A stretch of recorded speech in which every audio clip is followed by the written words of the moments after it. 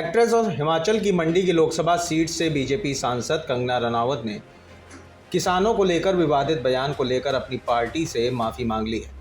एक इंटरव्यू में उन्होंने कहा कि मेरी वजह से जाने अनजाने में अगर पार्टी को कोई नुकसान होता है तो मुझसे ज़्यादा दुख किसी को नहीं होगा। उन्होंने कहा, पार्टी की राजनीति में मैं छोटे लेवल पर हूँ।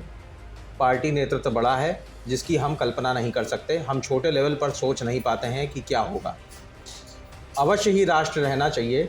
मैंने अगर किसी तरह किसी को हर्ट किया है तो हमें खेद है।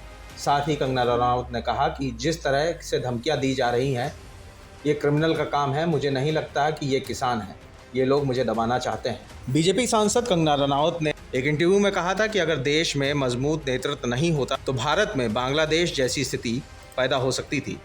किसानों के विरोध प्रदर्शन के दौरान शव लटक रहे थे और रेप हो रहे थे। कंगना रनावत ने इन दिनों अपकमिंग फिल्म इमरजेंसी के प्रमोशन में जुटी हैं। ये फिल्म भी विवादों में घिर गई है। इमरजेंसी के खिलाफ पंजाब और हरियाणा हाई कोर्ट में जनहित याचिका दायर की गई है।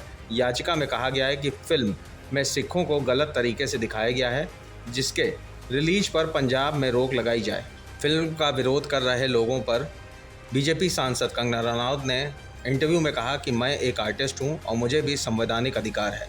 जो सच्चाई है उसे दिखाने का मुझे पूरा अधिकार है। आप मुझ पर क्रूरता दिखाकर, डराकर, धमकाकर मुझे पीछे नहीं हटा सकते। उन्होंने आगे कहा कि मुझे कोई डरा नहीं सकता। मैं इस देश की आवाज़ को मरने नहीं दूंगी। मैं इस देश में संवैधानिक अधिकारों को ख़त्म नहीं होने दूंगी। इसके साथ ही उन्होंने यह भी कहा कि मैं ही नहीं, हर एक कलाकार को अभिव्यक्ति की आज़ादी होनी चाहिए। News desk, image today, Lucknow.